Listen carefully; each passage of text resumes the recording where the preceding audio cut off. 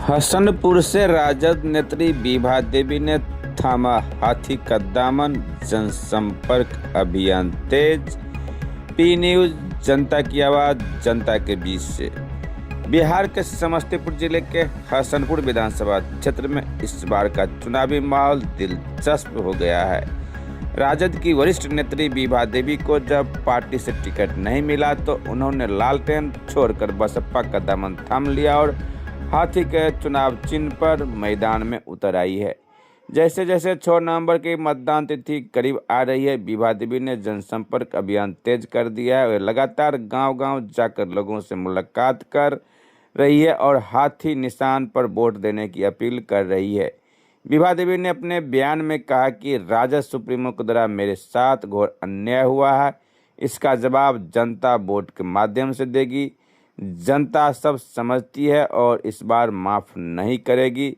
मौके पर बड़ी संख्या में समर्थक उनके साथ नजर आए, जो उनके पक्ष में चुनावी प्रचार में जुटे हुए हैं। इस न्यूज़ को अधिक से अधिक लाइक कीजिए, शेयर कीजिए, सब्सक्राइब कीजिए, कमेंट कीजिए।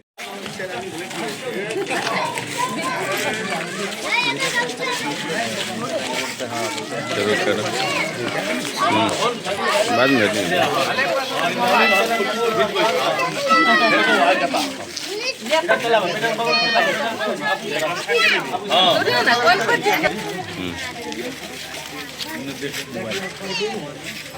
आगामी बिहार विधानसभा चुनाव 6 नवंबर को मतदान होना है और आज 3 नवंबर है और आप क्षेत्र भ्रमण कर रहे हैं, मतदाताओं के बीच जा रहे हैं। क्या अपील करते हैं मतदाताओं से?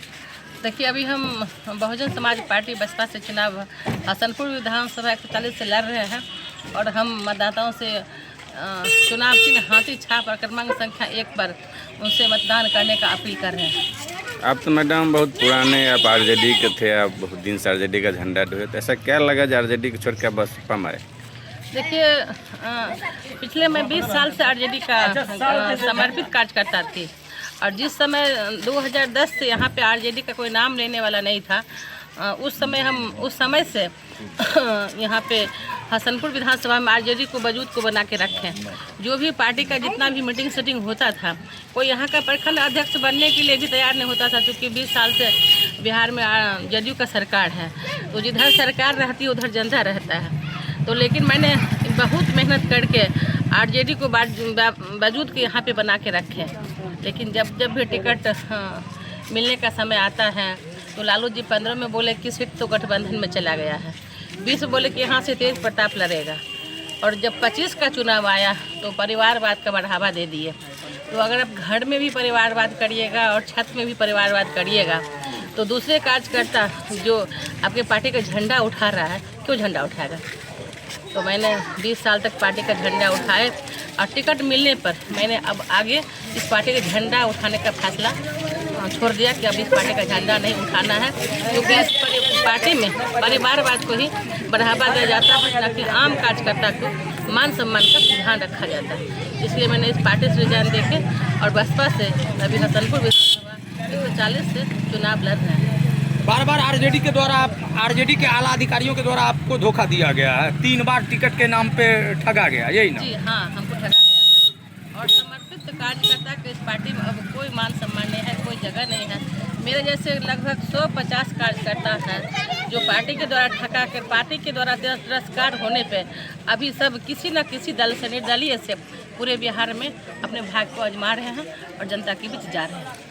आप एक आरजेडी में दिग्गज नेता थी सीमा कुमारी कुशवाहा, जिसको लगभग 100% फाइनल माना जाता था कि उन्हें टिकट आरजेडी के द्वारा दिया जाएगा, लेकिन उन्हें भी ठगा गया। सीमा के अलावा और ऋतु जायसवाल भी थी। सीमा के अलावा तो कितनी महिला है जो पार्टी के लिए काम करते थे। ऋतु जायसवाल है आपकी, एक आपको वहाँ क्या कहें गया से एक आशा देवी थी जो क्या कहें माझी कास्ट की महिला थी।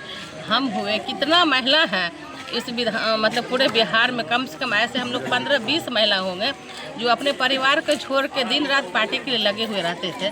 उस महिला को इस विधानसभा में किसी महिला को टिकट नहीं दिया गया, तो हम तो कोई बड़ा बात नहीं है, हमको नहीं मिला तो कोई बड़ा बात नहीं। आरजेडी छोड़ के बसपा से अब टिकट लड़ रहे हैं, क्या संदेश देना चाहेंगे तेजस्वी यादव को? क्या सबक देना चाहेंगे कि आपके साथ विगत 20 वर्षों से ठगी किया गया है, इसको लेकर? देखिए, बसपा से हम चुनाव इसलिए लड़ रहे हैं और अपने जनता के बीच जा रहे हैं कि 20 साल जो हम आपके बीच में रह के सेवा किए हैं और पार्टी का झंडा उठाए हैं और इस पार्टी में परिवारवाद को ही बढ़ावा दिया जा रहा है, लेकिन जनता इस चीज़ को निर्णय करेगी और न्याय देगी कि नहीं, जो एक आम कार्यकर्ता है, जो एक नेता है, जो समाज में मेहनत करता है, समाज के जितने भी दुख सुख है उसमें वो भाग लेती है, उस महिला को, उस नेता को समाज में मान सम्मान दिया जाना चाहिए, ना कि पार्टी के सिंबल पर। अगर पार्टी किसी को सिंबल दे रहा है तो उस सिंबल पे नहीं जाना चाहिए। जो सही में नेता है, जो सही में जनता के उसके दुख सुख में उसके बीच रहता है, ऐसे नेता को जनता को अपना मत देना चाहिए और उनको जिता के विधानसभा भेजना चाहिए। और किसी भी पार्टी के नेता जो आजकल मनमाना कर रहे हैं कि किसी को हम भेज दे रहे हैं, आप उसको टिकट दे दीजिए, ऐसे नेता को जनता को सबक सिखाना चाहिए।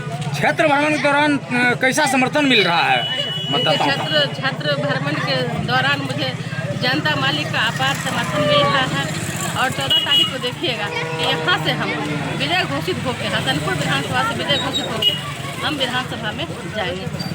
अपने विधानसभा क्षेत्र के मतदाताओं से क्या अपील करना चाहेंगे? हम अपने विधानसभा के मतदाताओं से हाथ जोड़ के मीडिया के माध्यम से, आप लोग के माध्यम से यही अपील करना चाह रहे हैं कि 20 साल तक मैंने आपके साथ, आपके बीच में रहे, आपके दुख सुख में रहे, मैंने आरजेडी का झंडा उठाया और हम भी यादव उम्मीदवार हैं। यहाँ पे कह रहा है ना कि यादव का ही बलवाला है, यादव को ही वोट मिलता है, लेकिन मैंने बहुजन समाज पार्टी से आए हैं। इस पार्टी में कोई कास्ट नहीं है, कोई जात नहीं है, ये सभी जाति की पार्टी है। SC हो, ST हो, OBC हो, पिछड़ा हो, अति पिछड़ा, ये सभी जातियों की पार्टी है।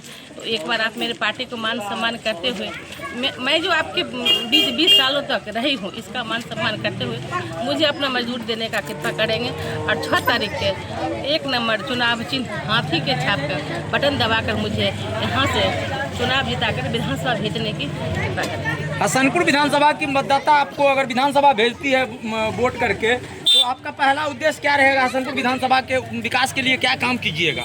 देखिए, मैंने कितना लगभग 6 महीना पहले से हसनपुर विधानसभा के लगभग सभी गाँव में डोर टू डोर भ्रमण किए थे और मुझे हर एक गांव की समस्या की पता है कि किस गांव में क्या समस्या है और हर एक गांव में, हर एक कास्ट में अलग अलग समस्या है जो रोड मैप मेरे दिमाग में चल रहा है। तो मैं जिस हिसाब से जिस गांव में जो समस्या देखी हूँ, अगर मुझे समाज जिता के भेजती हो, अगर मैं विधायक यहाँ की बनती हूँ, मैं एक डोर टू डोर एक एक समस्या पे ध्यान देने का काम करूँगी और उस समस्या को ख़त्म करने का काम करूँगी।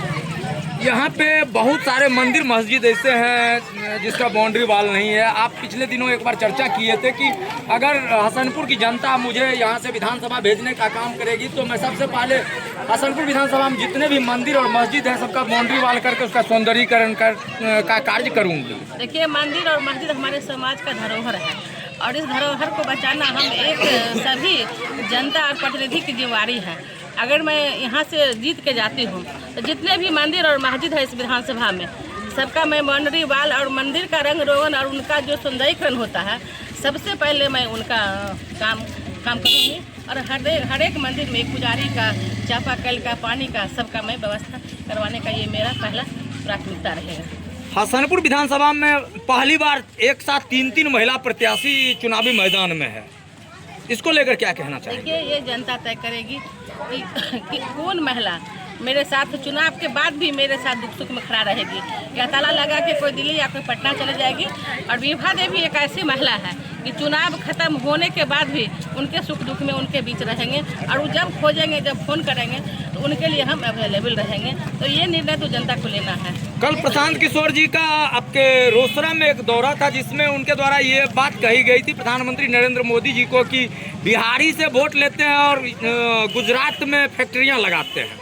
देखिए, 2014 में ना प्रशांत किशोर जी भी ना मोदी को देश में प्रधानमंत्री बनाए थे कि अच्छे दिन आने वाले हैं, मोदी जी मोदी को जिताइए, अच्छे दिन आए। उनका एक जुमला था जो ऐसे था कि अच्छे दिन आने वाले हैं। तो पहले तो देश में मोदी जी को प्रशांत किशोर ही लाए हैं, लेकिन मोदी जी को लाके जो लोग देश में लाके जो धोखा खाए हैं, अब प्रशांत किशोर को बिहार में लाके लोग धोखा नहीं खाएंगे।